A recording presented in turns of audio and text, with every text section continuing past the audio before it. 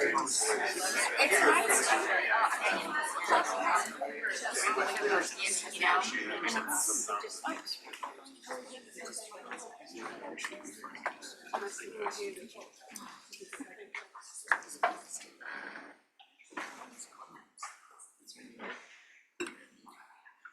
got a little quiet, I guess we're starting. Hey, welcome everybody to the 2024 edition of the Clark-Whitall Lecture in Motor Development. Thanks for joining us this morning. Thanks to Dr. Clark and Dr. Whitall for attendance and for continuing to support this excellent lecture series for us. Our speaker today is Dr. Konczak. He's a professor in the School of Kinesiology at the University of Minnesota, just one state away from the great state of Iowa. He's also the head of the Sensory Motor Control Lab at the U of M and is director of the campus-wide Center for Clinical Movement Science, which studies a variety of topics in clinical movement science with faculty all around the campus. Dr. Konczak's research focuses on using methods from neurophysiology and biomechanics to study motor control, development and dysfunction across the lifespan, with applications on major diseases such as Parkinson's syndrome. He's published, I lost track on Google Scholar this morning trying to add up the numbers, but well over 100 publications in his career that have been cited over 8,000 times collectively with funding from NIH and the National Science Foundation, among other major funding bodies. And his topic for his talk that he will give to us today is the silent sense and motor control during the lifespans. Please welcome Dr. Konczak to our lecture series today.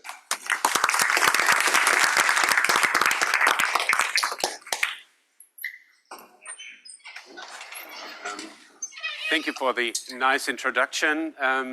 I'm really happy to be here. We spoke yesterday, Jill and Jane, and I think it's been 10 years since the last time I was here. I will speak about the silent sense, and the silent sense is called the silent sense because we often don't appreciate it. We don't really think about it very much. I have spent really last 20 years of my career of studying the silent sense, proprioception, and how it affects motor control, how it affects motor learning, and that linkage has been of great interest to me. What I'll do today is kind of a tour de raison over part of the research that we have been doing over the years, but also try to hopefully make you, how do I say this, body awareness appreciation lecture, that you come out of here and actually appreciate your body and actually appreciate that you can feel it. And so let's get started where proprioception, so really the definition would be the perceptions of one's body, and I'm talking about conscious perception. Comes from, I still studied Latin for 9 years, so percipere, to gain, to secure, and proprio is one's own. So it's the perception of one's own body. That's what this is. Now, let's put this into perspective. So there is a whole set of senses, somatosensation. So somato, Greek-based, the body, sensation of the body. And proprioception is one of the modalities. Proprioception, touch, temperature, and pain. And I'll talk today about proprioception and a little bit of touch. And we need to understand that there's such a thing as haptics. I don't know whether people know what this is. This is the notion that I can use my hand, and it's called active touch. I can just close my eyes and I get a sense of what is the shape of the object that I am trying to manipulate. So active touch, and I'll give us an example about this a little later. So proprioception, so it gets even more complicated because there's a whole bunch of submodalities and proprioception. So one is literally the sense of position. So the notion is that when you close your eyes, you know where parts of your body are, right? So you know, it's like my arm is stretched out, my wrist is flexed, you know, you don't have to look at it. So it's position sense. And then of course, you have the notion, you understand if your arm is motionless, or whether it moves. So motion sense is there, and there's such a thing as active and passive. So passive, literally, I can move somebody's limb and that person will feel that it's being moved. And the person, of course, can move by him or herself. And then there's such a thing as sense of heaviness. Some people call it the force sense. It's this notion that actually we feel forces. We do. I understand, I mean, I'm looking at my arm and I feel my arm. Nobody of us can probably, so what's the weight of your arm? You like, I have to think about it, right? Because we don't think of this as a mass that acts under gravity and has literally a weight. But as soon as I put something in my hand, I'll feel it, even a few grams. So that's where we are. And since this is Body Appreciation Day, let's start about a little video. And I'd like you to watch this video. And I'd like you to watch what this guy is actually doing while he is playing a guitar.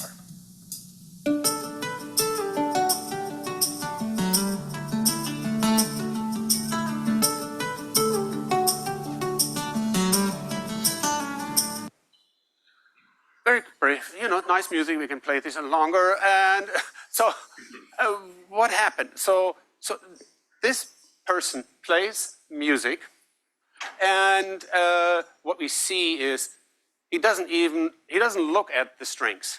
He just plays it. And so what is this? So this is playing a musical instrument. Of course, it's a skill, it's a motor skill, but we would think of this as a skill. In this case, it's auditory, proprioceptive, motor skill. So it's proprioception, audition have to be put together to produce a particular skill.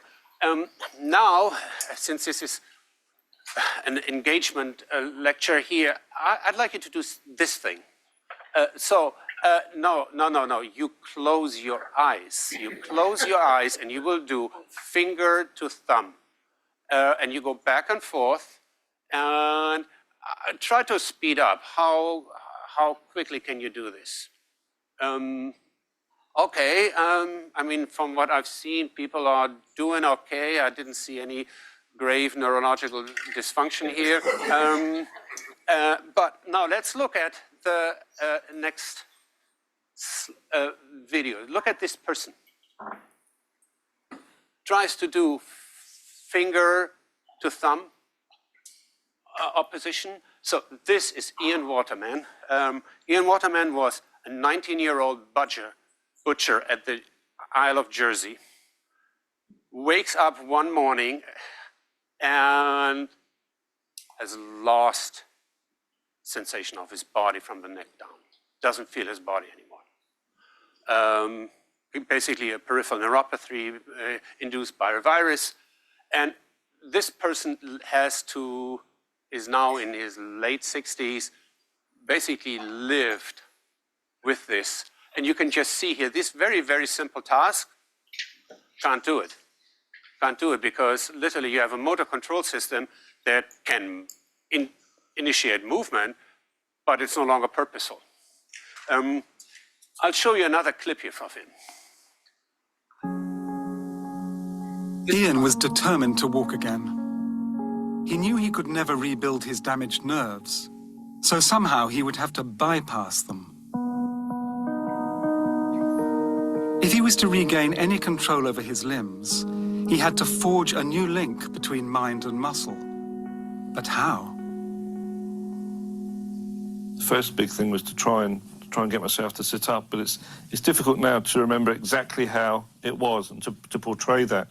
It's like trying to remember how you used to tumble when you were a child. I tried to learn to sit up for days, weeks, and I had terrible tummy pains and pulled muscles, sort of, it felt like, and it was exceedingly frustrating.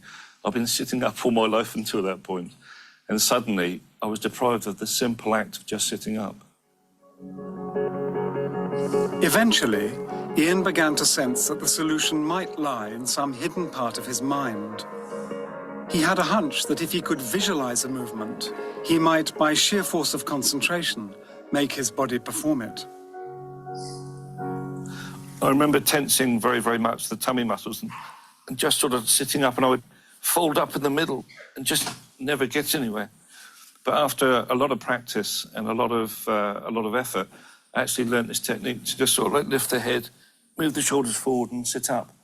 I remember vividly the first time I sat up, I was so euphoric, I lost all control and almost fell out the bed again because I just lost control about keeping the tummy muscles tight and all that sort of thing. And that simple act of sitting up in bed was the key to how movement was going to have to be if it was going to be controlled for the rest of my life, that I would have to plan it before I did it, that I'd have to structure it in my mind and work my way through it. And that's how it is today. It hasn't changed. So I think this is a drastic case, right? So if you literally lose touch and proprioception, what it does, and you just heard this from Ian, everything becomes a volitional motor act. He has to think about everything and he has to look at it. And that's how he can function. So for us, getting out of bed, we don't think about what muscles are we turning on. We just do it. Right? We don't think about, it's not really a conscious act. I'm in bed in the morning. Oh, I got to get up. Let me think about this. Abdominal muscles now. No, we don't. We just do it. Now, you can look at many neurological and orthopedic diseases are associated with proprioceptive deficits. And I'll just name a few here: cortical stroke, dystonia. I'll speak a little bit about Parkinson's disease. I'll also speak about developmental coordination disorder. Today, give you a feel. So let's back up for a moment and let's think about where do these signals actually come from. And they basically come from a set of mechanoreceptors. And these mechanoreceptors are embedded in muscles, in ligaments, in tendons. And they give rise to what we think of proprioceptive signals that we then at some point get consciously processed.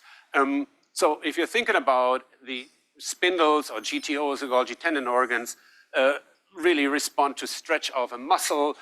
So they literally respond to mechanical forces. And all these signals get relayed to the spinal cord or brainstem. From then, cerebellum receives large part of proprioceptive input, somatosensory cortex. And so when we think about body awareness, you need a somatosensory cortex. If you don't have it, there's no body awareness. It's not conscious. You still may be able to control your body, but you don't feel it. And of course, we understand that somatosensory cortex and cerebellum have large projection to motor cortex, so they modulate motor cortical output. Motor cortical output, of course, is being sent to brainstem and motor and spinal cord neurons, and then that gets sent to muscles. And then at the same time, we have another thing is we have a whole nervous system that is just devoted to innervate these small little fibers here of muscle spindles. And they literally set the sensitivity of a sensor. So it's super, super important, super elegant. We just talked about skeletal muscles. It's really thinking that all mammals have it. So it's a evolution. So this has been going on for a long time. Spindles, how do they look like? They are just 3 to 8 millimeters long. There are a bunch of intrafusal muscle fibers, so they can actually twitch. Typically, the muscle gets stretched, the spindle gets stretched, and what happens is the nerve fibers that are wrapped around these spindles fibers literally get squeezed. So that's what the force is. Gets sent up to spinal cord, and you have these gamma motor neurons that innervate these and make sure that there's always enough tension so that when you, for instance, concentrically contract your muscles, that you actually feel that you're moving. If you wouldn't have that, if you wouldn't have no gamma motor neurons, every time a contraction that you have is spindles would not fire. And there would be no sensation. Then let's think about this. How many of these do we actually have? Where are they? And so let's take, for instance, here abductor pollicis brevis, thumb muscle. Clearly a muscle that we use a lot for any kind of things that we do with our hands. And you look at this, abductor pollicis brevis, 80 spindles. Small muscle, 80 spindles, about 13 spindles per gram. You look at gastrocnemius, large leg muscle, more spindles, but only about half a spindle per gram. So what does this tell us? So this tells us also that proprioceptive input that is needed for motor control is where we need a lot of precision, where we need a lot of accurate information, we have a lot of spindles. Where you just need standing, honestly, not that difficult. So we get by with a less dense spindle density. So then let's think about this, how this works. So really, oh, I'm supposed to do this. Yes, I forgot. I'll do my laser pointer here. So if you're thinking about proprioceptive mechanoreceptors, so there's a simple loop for spinal or brainstem reflex loop. So that's the lowest level. It's completely unconscious to us, but it uses proprioceptive input. You go one up, you are now dealing with pulse reactions. So for this, you already need a brainstem and likely part of the cerebellum. And this is about forming muscle synergies to literally, like while I'm standing here right now, these synergies are working. And I don't even think about it. I don't know exactly how I activate my muscles, but I can stand. People with deficits in brainstem or cerebellum, yes, will have a problem with this. Then let's go on, and this is voluntary movement. So, of course, the same signal from these mechanics, so it will also be used at the motor cortex and somatosensory cortex to inform what you heard from Ian. Is like, I got to think about it. I have to plan it, and then I'll do the movement. And all of these signals converge back on a set of skeletal muscles. Now, let's think about what this means for us from a processing point of view. And so clearly cortex has really devoted a large part of cortex, somatosensory cortex, is all about processing. Touch, pain, proprioception, temperature. And we know that proprioceptive input also, motor cortex is right adjacent to it, and these two communicate. And so if you're thinking about this, what you see here is somatosensory cortex, different areas according to Brodmann. So primary, secondary, tertiary somatosensory cortex, you see large projections to M1, primary motor cortex, supplementary motor area. So that makes sense, right? If I want to plan a movement, I need to know where my body is, where are my body parts. How am I supposed to plan a movement and execute it if the system doesn't have that input? But more importantly, or at least as important, is that motor cortex projects back to primary or to somatosensory cortical areas. So it's not just that sensory informs motor, is motor and also informs sensory. And this is a very intricate link, and I'll talk a little bit about later on what this means. So then let's think about how to measure proprioception. And this is a problem in itself because it's not that easy to measure. And so if you want to get any kind of research going, you need to figure out how am I supposed to do this. And what you see here clinically is like a clinician just moves, in this case the toe, and asks the person, am I flexing or extending? Do you feel it? Do you not feel it? So it's like binary. You have loss or no loss. There's no gradient. And clinicians know this, but that's all they have at many times. In research, you can do this case, and I'll talk about more, these kind of contralateral matching tasks. And we can do another exercise together. Here we are. I'm trying to involve the audience, right? So here we are. Put your arms up there. Move your dominant hand a little bit. Flex it. Now you close your eyes and you match with the other arm. Same position. And then you open your eyes and it's like, how good was I? Right? And we are actually pretty good at that, but we are not without error. We are not without error. And this is like a typical scheme. You see here different trials, matching error. Here in this case, for the elbow, somewhere between ½ degree to 4 degrees. And that's kind of typical. And then you can do another thing. You can do psychophysical threshold hunting. And for psychophysical threshold hunting, you will need a machine. You need a robot that either moves the wrist, this is in my lab here, or you can do like a Cybex, and this was about knee proprioception. People usually don't look at it because, of course, as soon as you see things, you get visual information about joint position, sure, right? And we need to talk about, very briefly, what you should test in a sense like proprioception. And it's sensitivity and it's acuity. So sensitivity simply means what's the minimal detectable stimulus. So that is the first thing you need to figure out. So in this case, if I move my arm on a passive motion apparatus and I move this thing with 0.05 of a degree per second, you don't even feel it. But at some point, you will tell me, oh, I'm in a different position. I feel that my arm, in this case my forearm, is in a different position. And so that's sensitivity. And the other one is acuity. So if you now have two positions that you can sense, how small is the smallest difference that you can differentiate?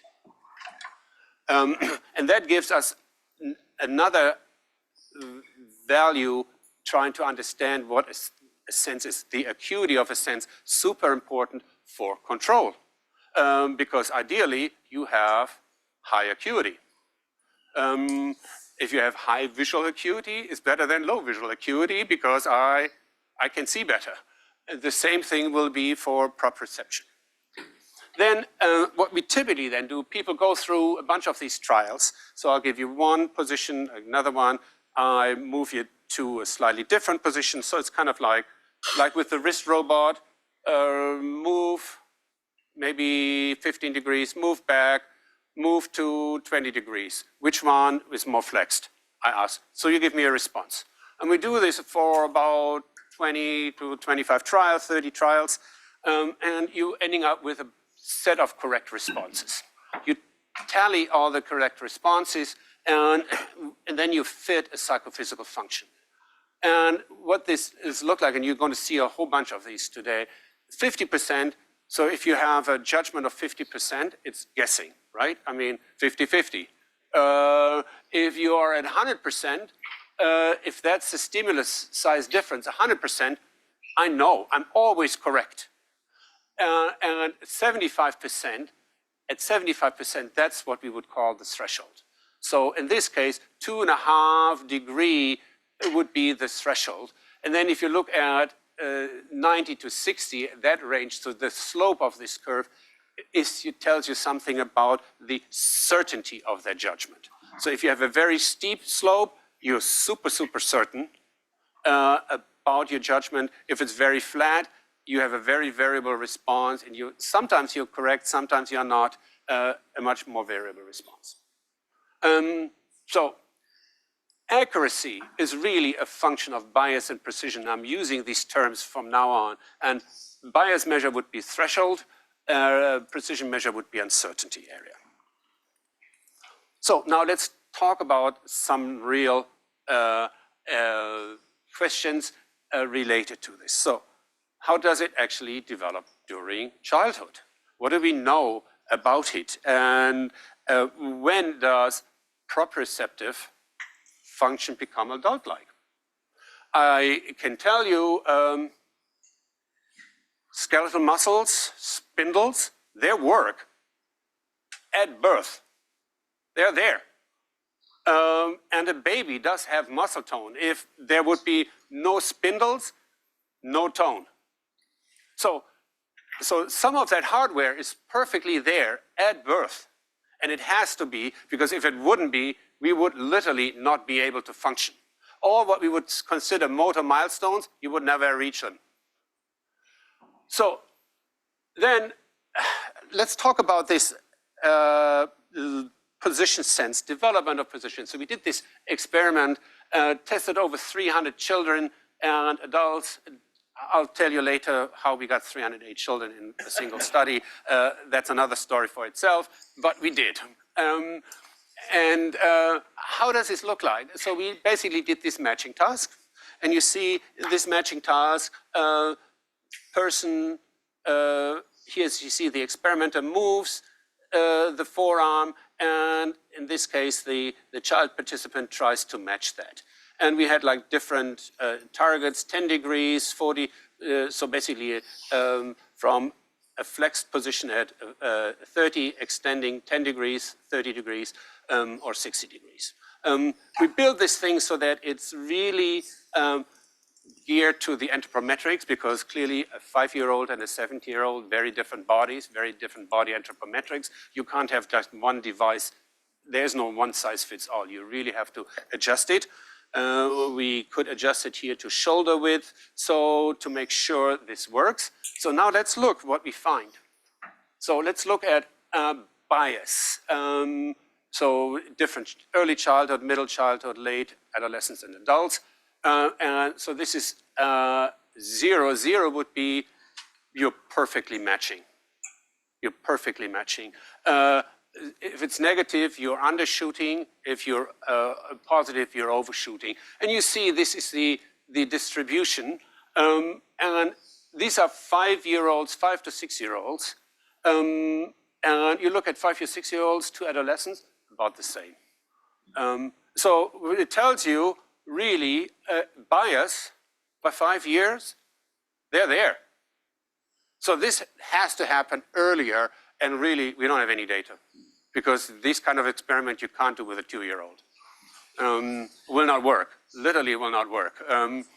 But what really has changed, if you look at the developmental time course here, what really changes is precision over time.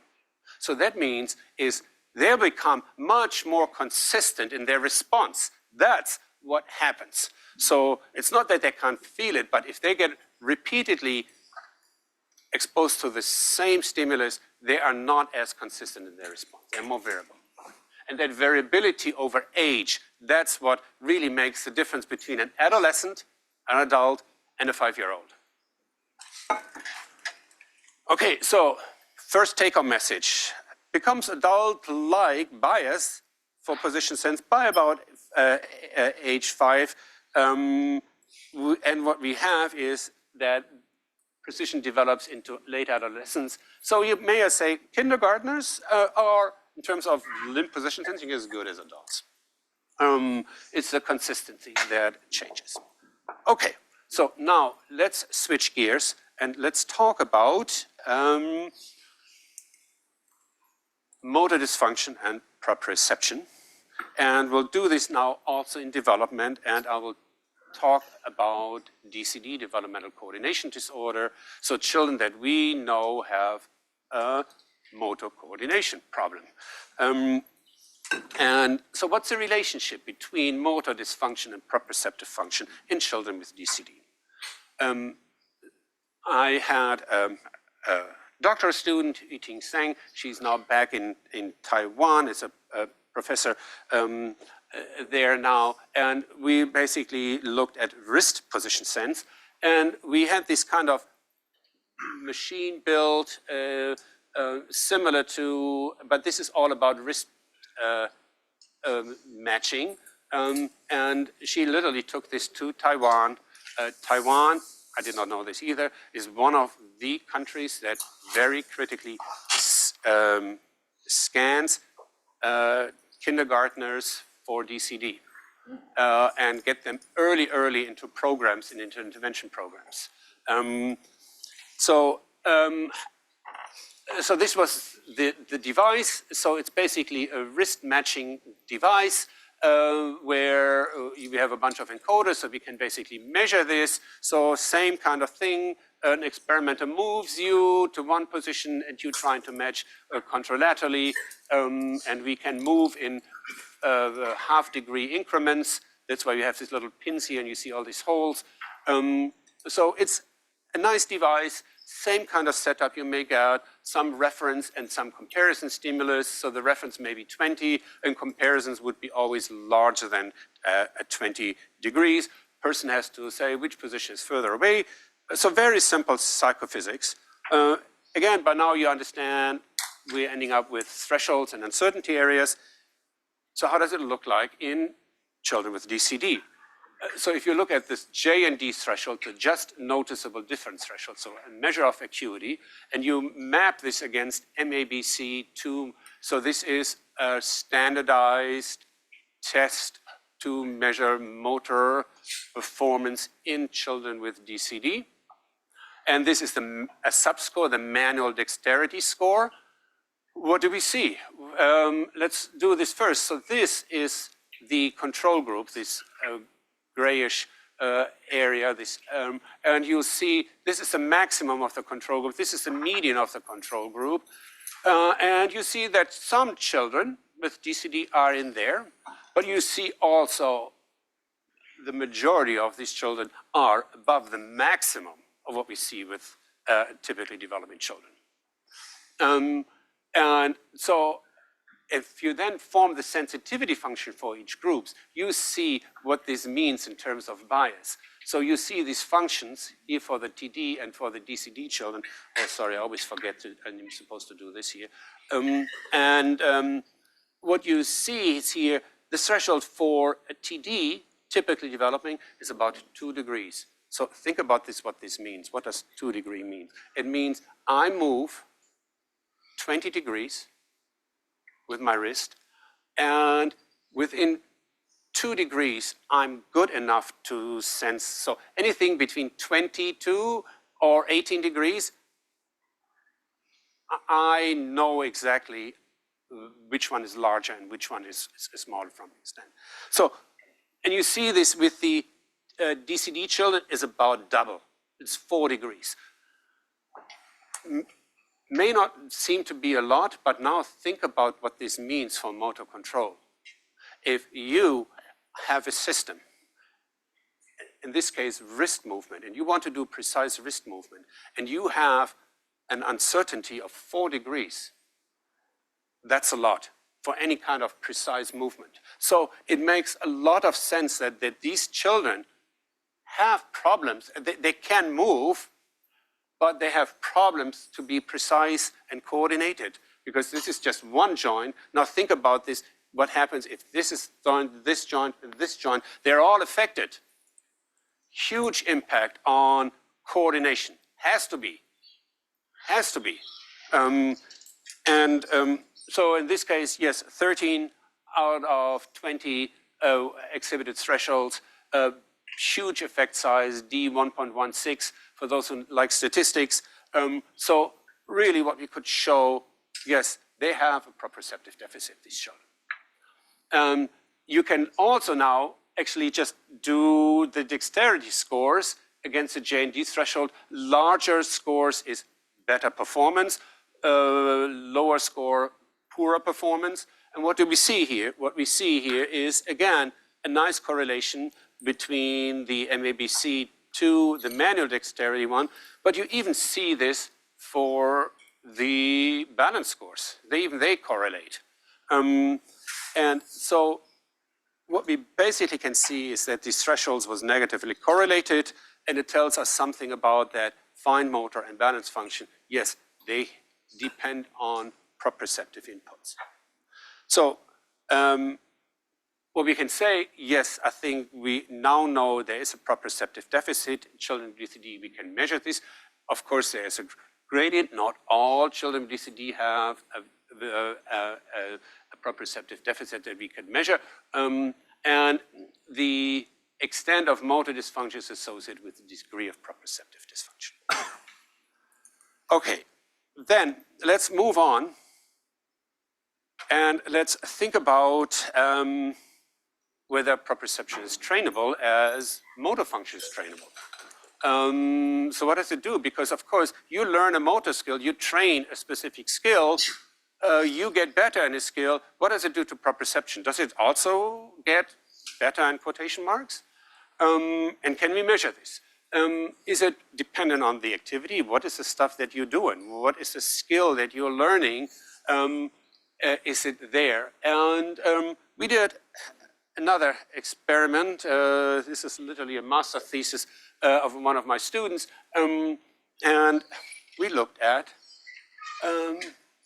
baseball pitchers, and we looked at soccer players, and we looked at people who do neither.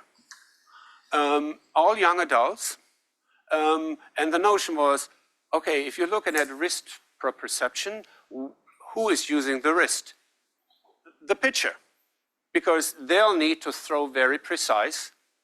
The soccer player is physically active, but really they don't do a lot with the wrist. If they do a lot of it, it's a problem because they get penalties.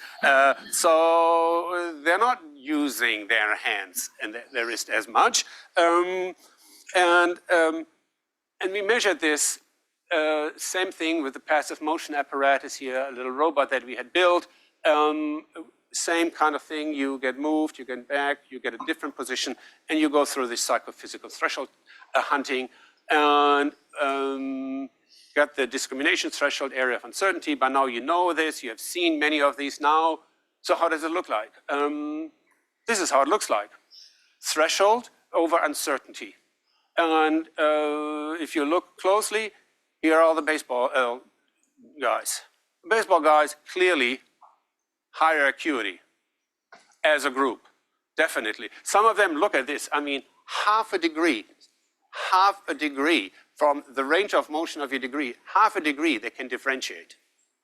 So, astounding, right? How good they are. And you see, but you know, you can be a young adult and you have 3 degrees.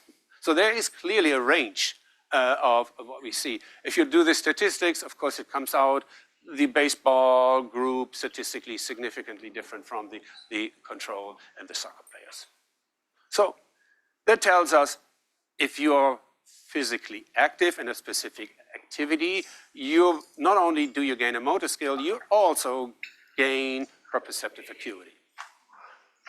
Higher acuity in joints that are frequently used, higher proprioceptive acuity is driven by the task demands. So that's another thing. So then let's go lifespan, and let's go to kind of like me and older. So the gray-haired people in the audience. So here we are. What does that mean for proprioceptive function in older adulthood? And can physically activity, is that a good thing in aging? And of course, from a muscle physiology point, definitely. Cardiovascular point, we would also say physical activity, yes, do it as long as you can. Proprioceptively, also.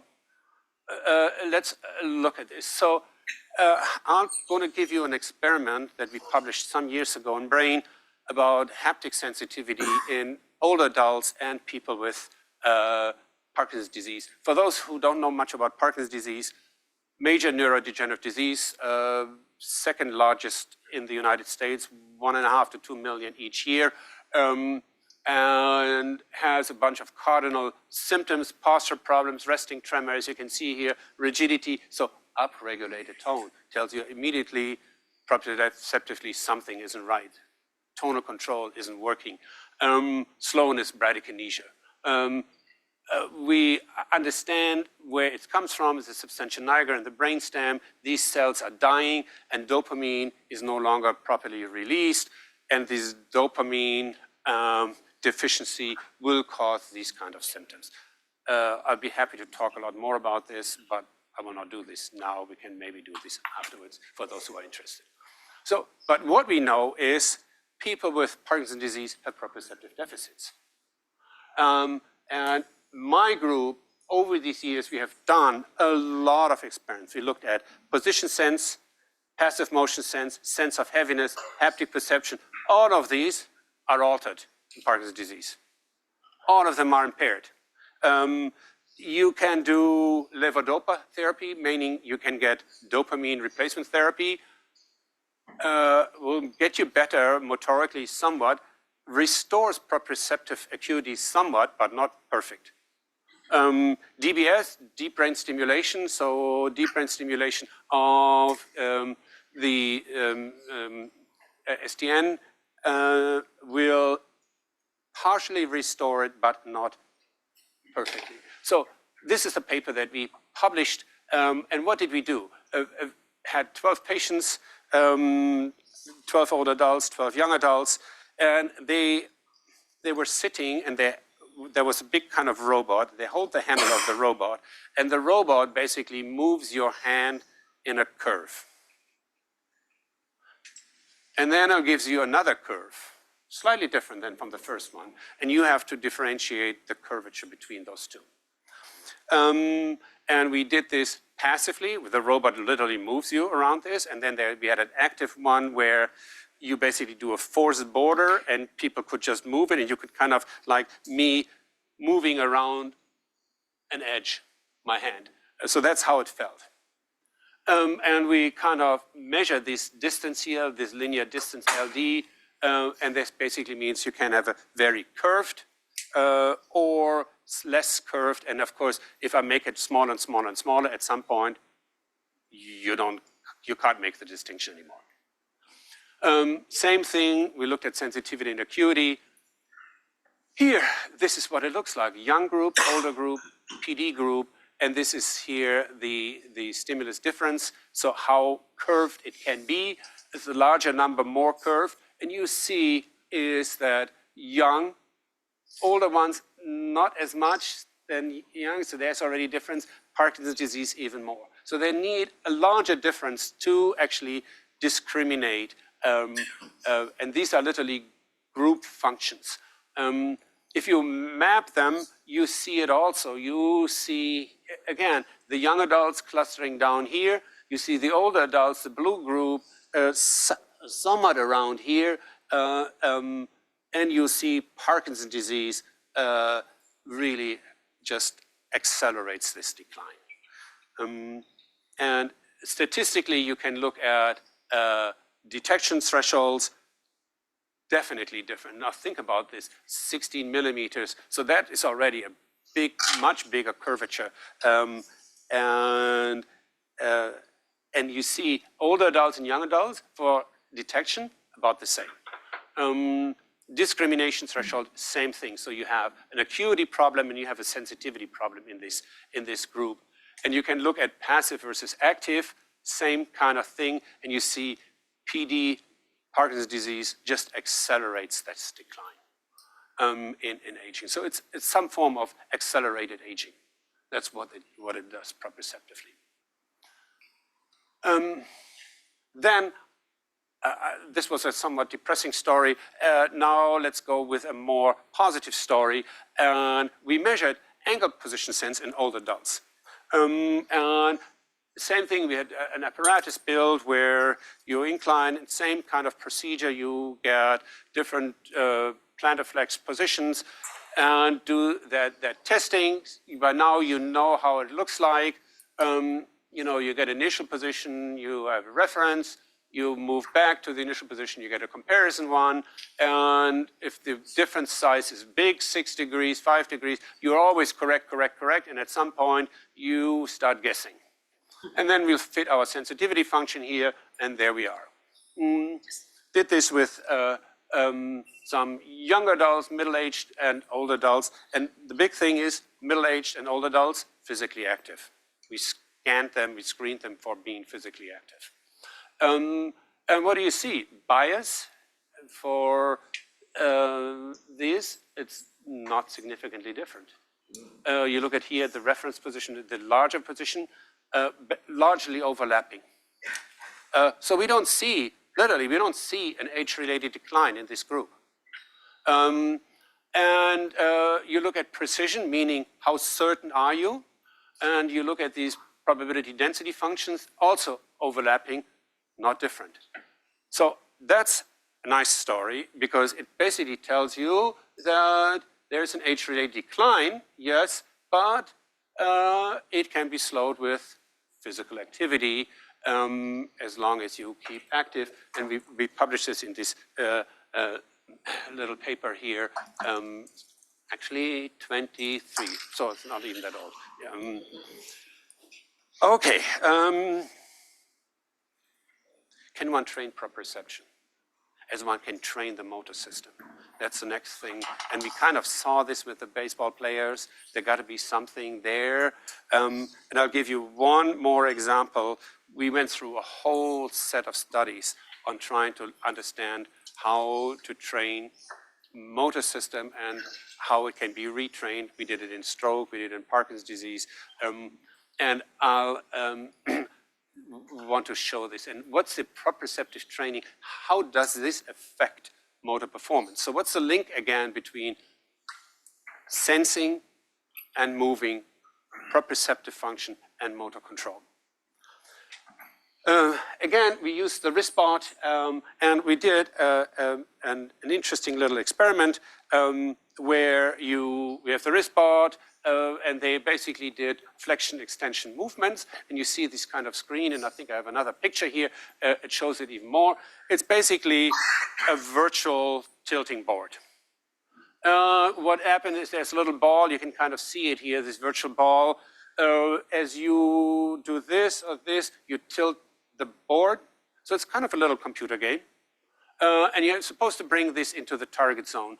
And the great thing is with computer games, you can just mess with the mechanics, the virtual mechanics of this ball, right? So you can make it really easy for you, and this ball, you move, and it really nicely, slowly gets into the target.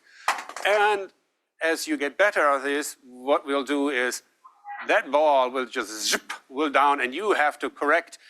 And you go through literally, like in a computer games, different levels of performance.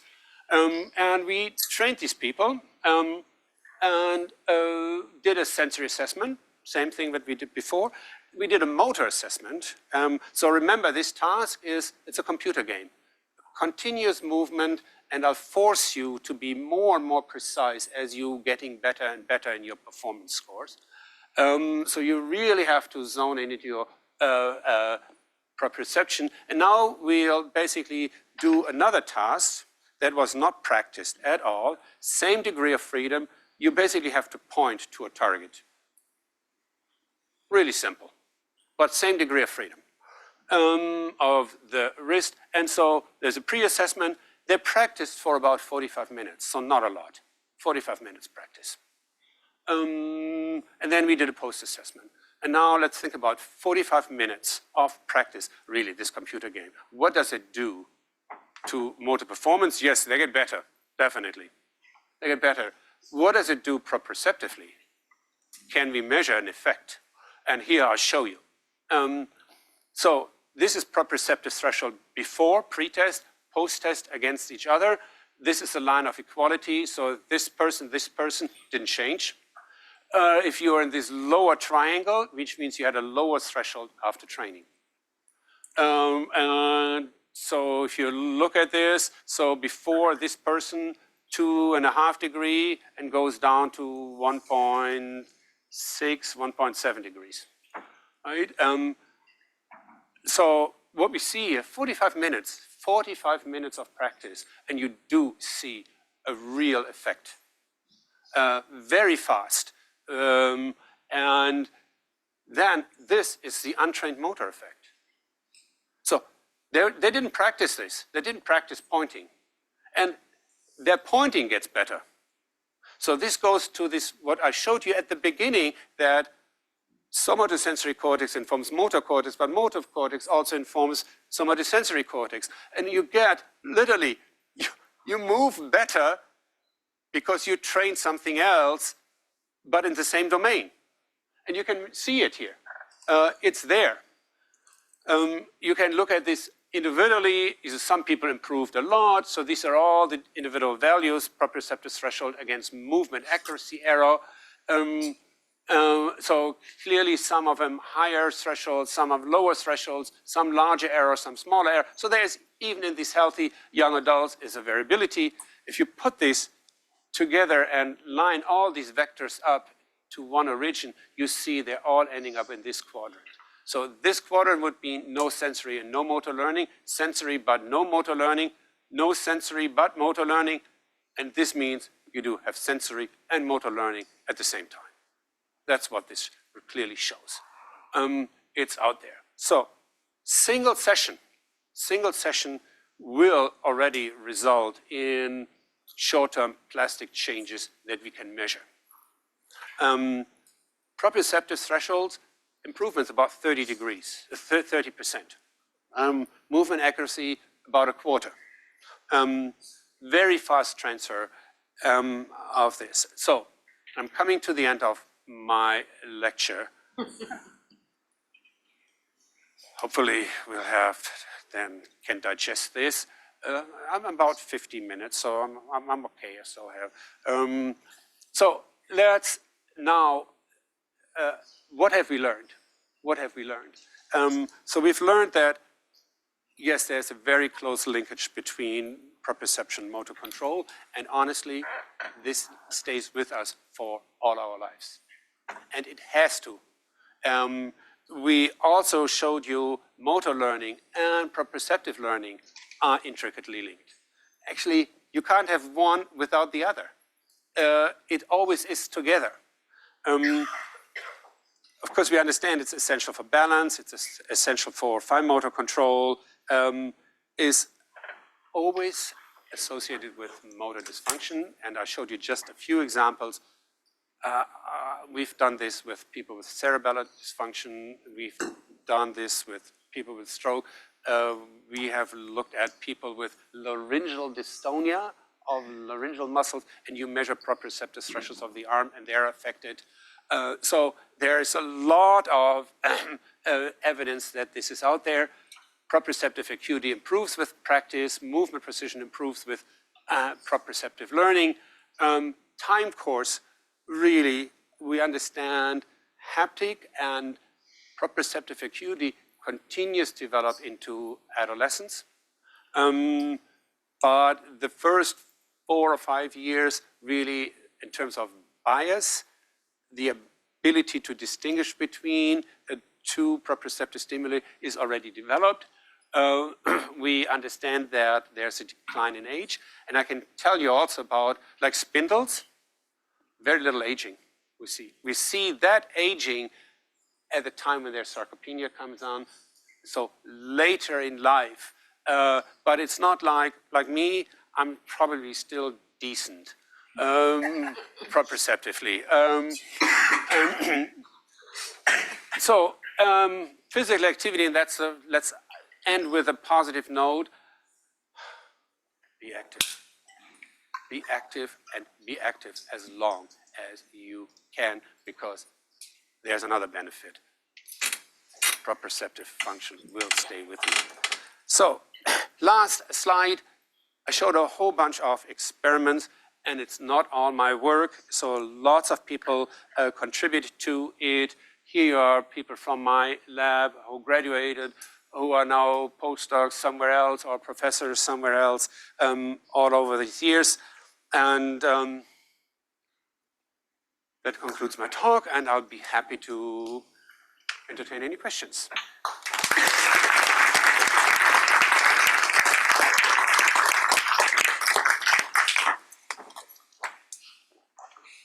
Yes? So I was really interested in just a single session of proprioceptive training and then that improving proprioceptive and motor function. Have you done anything, or do you have a sense of how, I guess, either transient or durable that is? And like how frequently would you need to repeat that to maybe maintain or improve? So there we're going to talk about short-term and versus long-term plastic changes. So we have done, and I can show you there's another experiment we've done also with the wrist pod, and we practiced over days. And and we basically looked at thresholds, how they change over days. A little different experiment. We also use vibrotactile stimulation. Let's not worry about this for a moment. But what you can see here is it's very similar to motor learning. There is, so if you're thinking about error, and error goes down with learning. You do the next day, you are up a little bit, but you are not there, you're not going back. There is a cost benefit of repeated learning. You're going down, again, it goes up a little bit, and there's a cost benefit. The same thing you see with somatosensory learning, same thing. And in fact, somatosensory learning, the time course is quicker. So quicker benefit than what you see in motor, but they are going together. And of course, at some point, what you would expect is long-term plastic changes, right? So you looked at these baseball guys, definitely. So if you get half a degree, I mean, think about this. What this means, half a degree, is just like so amazing that they can differentiate half a degree of wrist motion. So like, I mean, it's like, so how much is this? Oh, there it is.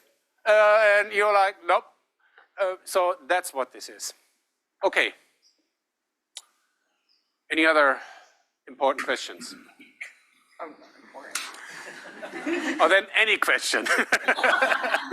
Well, like with the baseball players, and I know you hinted on a little bit with the training of with the wrist bot, but with a baseball player, like I would hypothesize that someone who has better proprioception in their hand and wrist is more likely to become a ball sports player. And so there's a training, but there's also like a natural affinity. Do you think that there's like a natural some people are just less likely to make accuracy degree differences because they're better tuned even without training?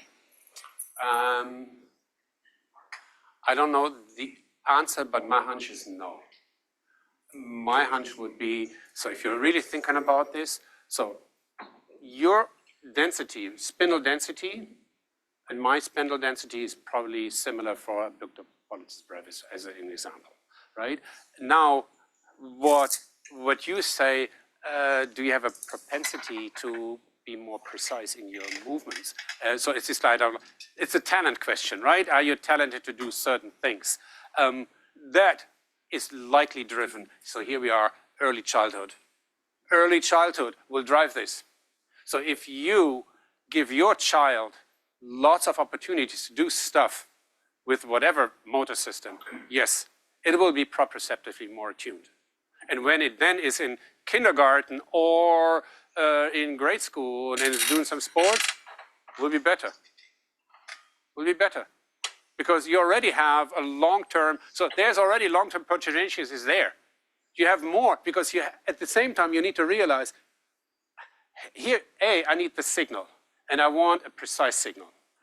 B, I need that signal, and that needs to be processed. And the more neuronal structures I have, meaning neural resources I have to do this, the better.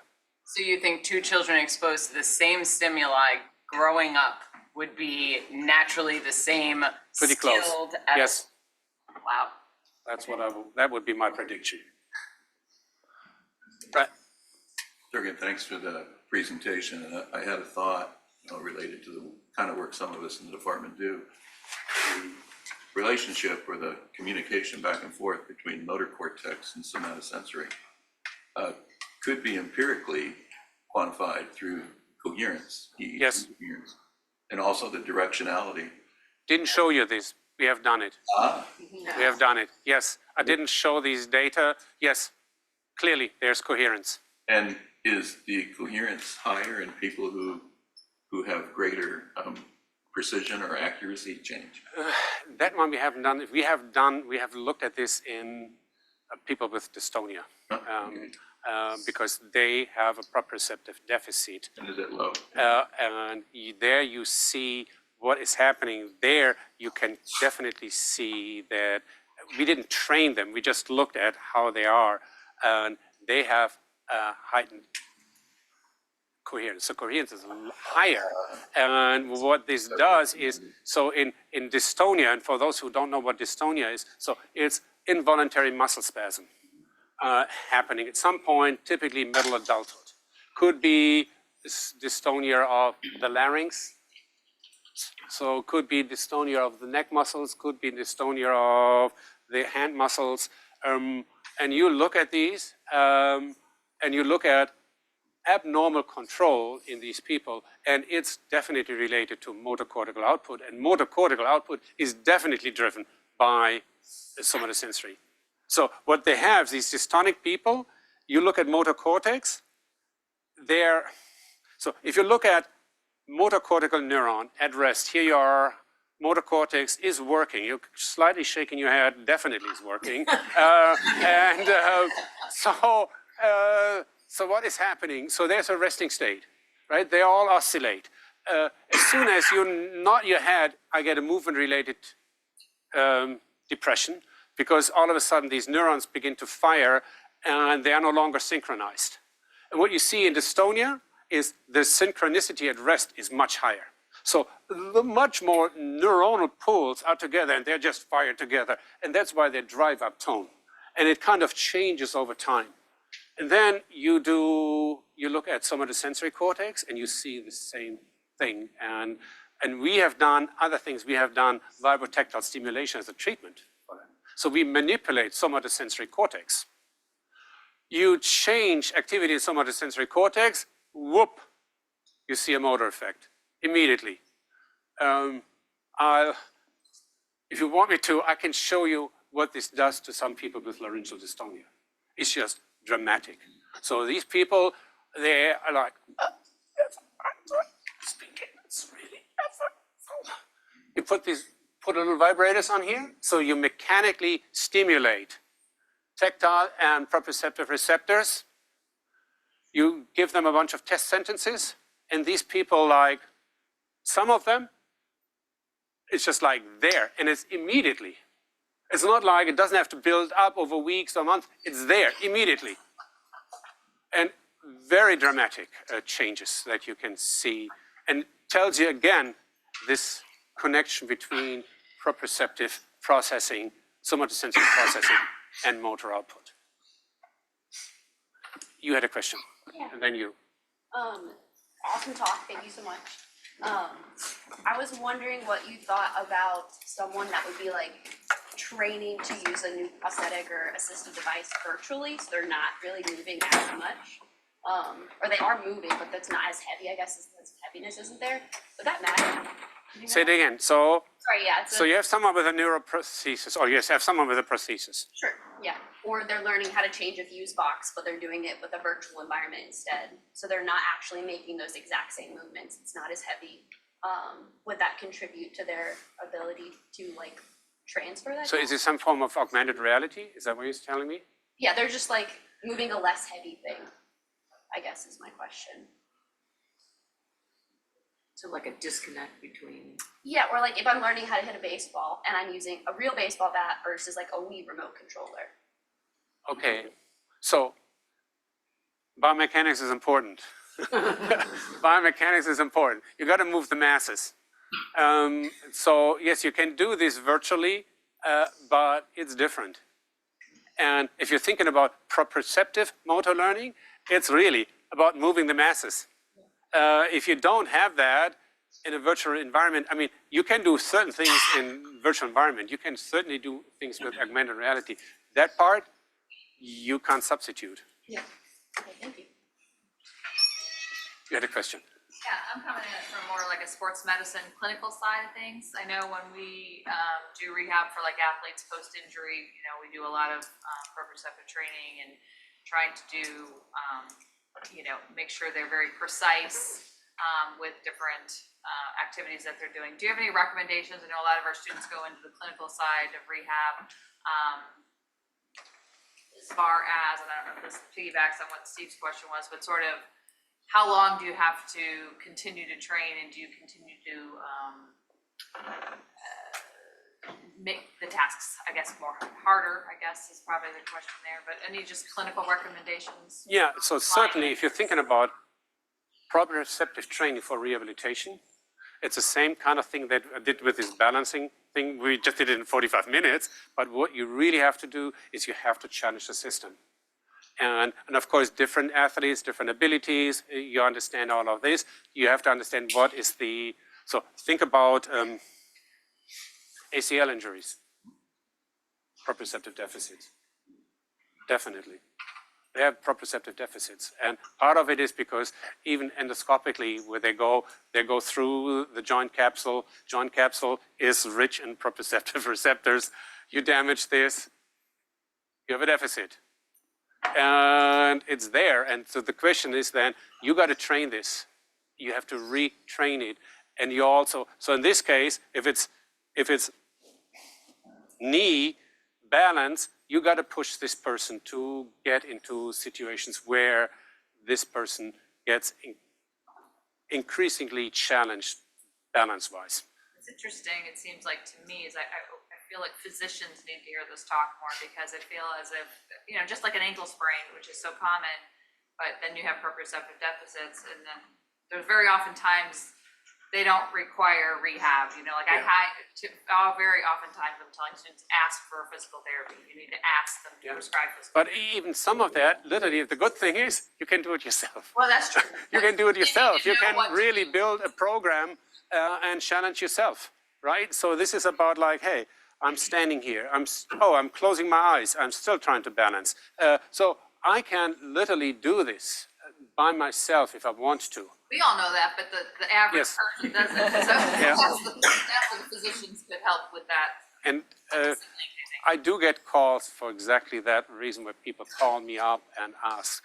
I've had a whole talk given to people in stroke rehabilitation, where they asked me about this too, because same thing, you have 50 to 60% of stroke have effect on proprioception, so it's some of the sensory cortex is lesioned, and physical therapists can tell you, oh, these are my more problematic patients.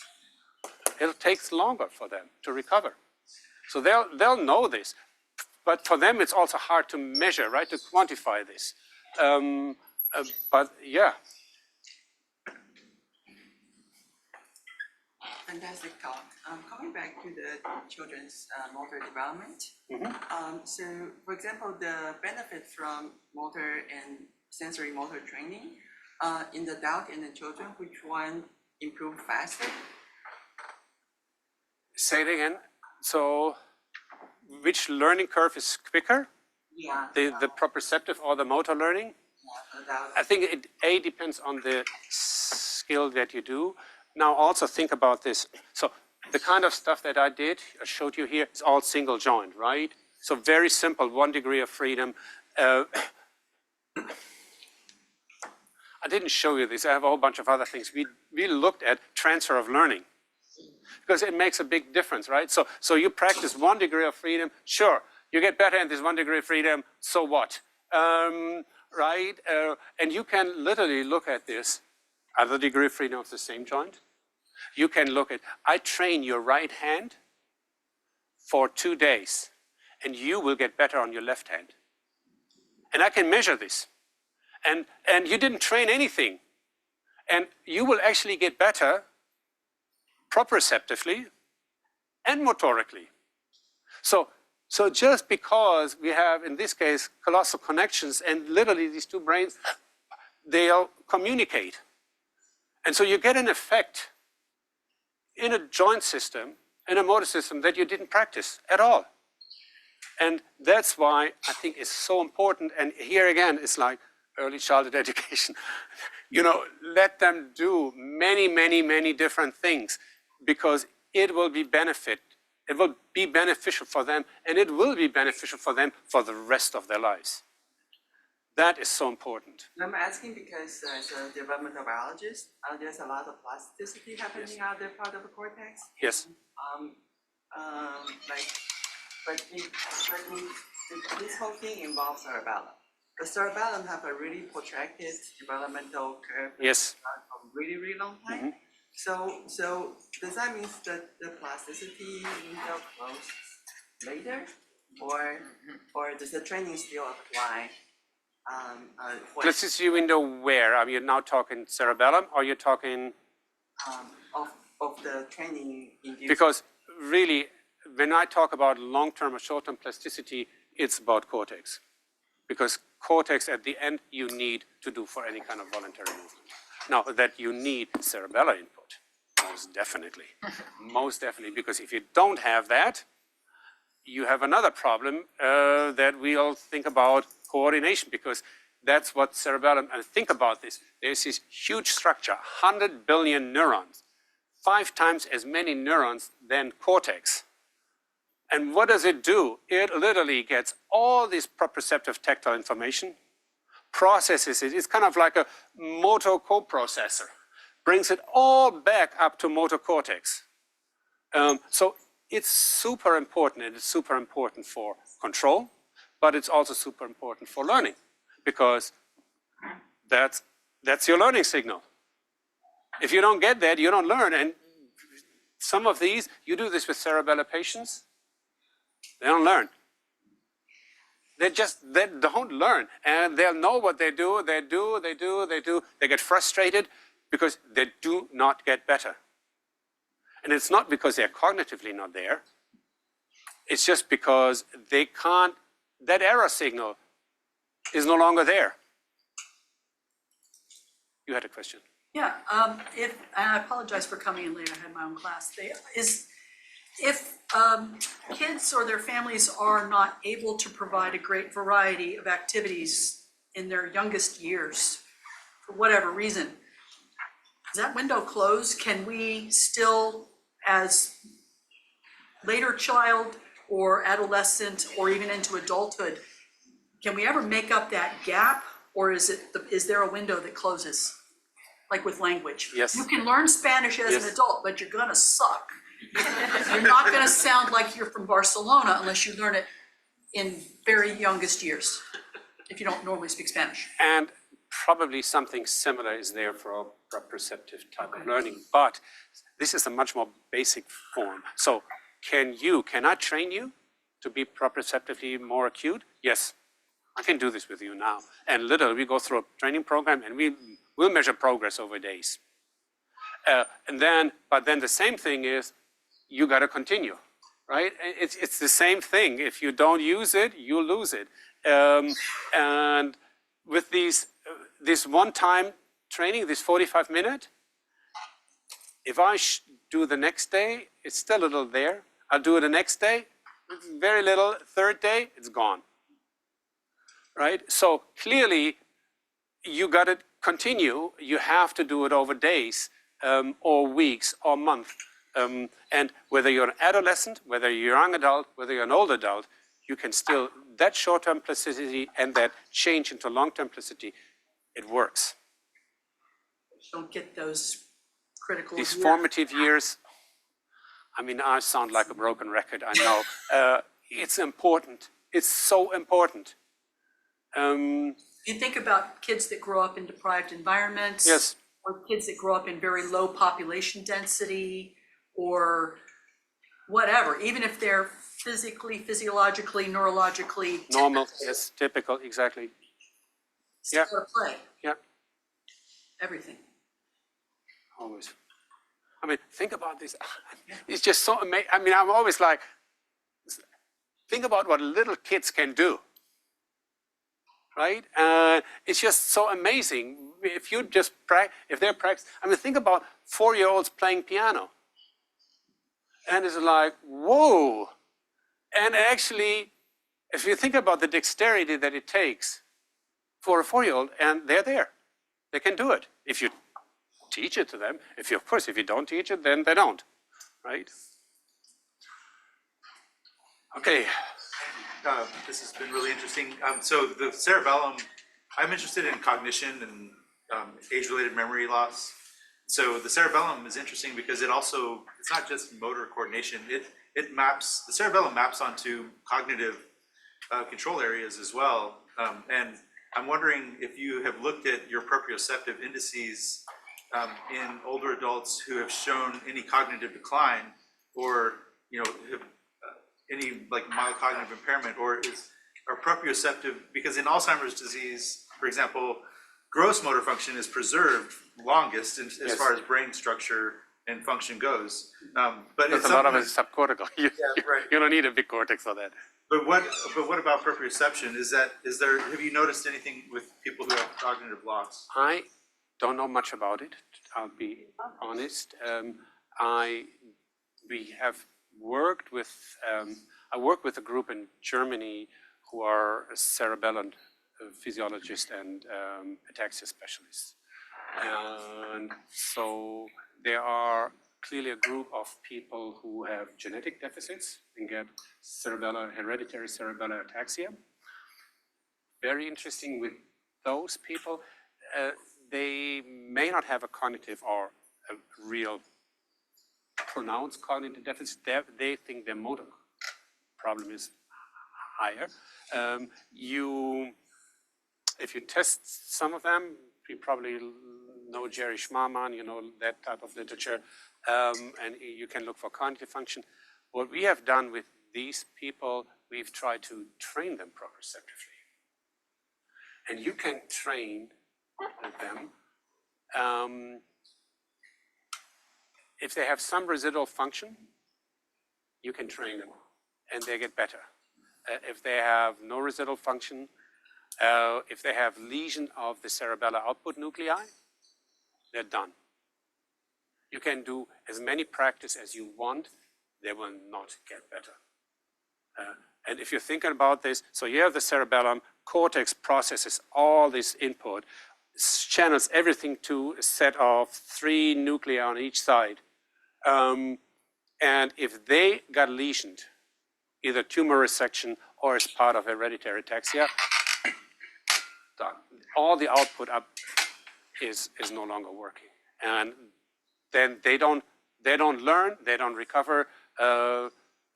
Interventions, physical therapy doesn't work. Doesn't work for them anymore. Very sobering, but there's a limit of neurophysiology and neuroanatomy, I should say. Okay. Oh, another question. So is this like typical? So I have a question regarding sort of like technology and how a lot of young kids are now given like a tablet or an iPad and they go play with that for a few hours rather than going outside. And how do you think that kind of like cultural shift is going to affect kids' proprioception and their motor control and learning? And what should parents do if they're around young kids? How to balance that? Take the smartphones away. Yeah, I mean, same thing, right? Motorically, it's not helpful, right? And look at your body. I mean, it's just like, I just do this. Clearly, it will affect the rest of your motor system. Clearly.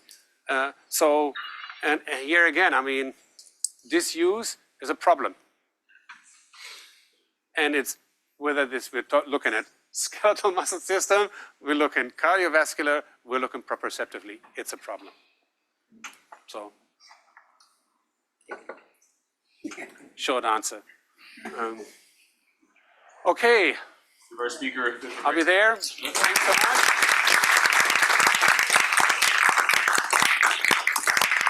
Thank you for giving me the opportunity to speak. Very engaging at a grand time. Thanks. Yeah. I think so. You did a great job. Dan, you don't look like you should do it. There you go. We got something to eat. And I got this, we got a fin grill and something. Oh, yeah, we should see down. Something very nice wrap up.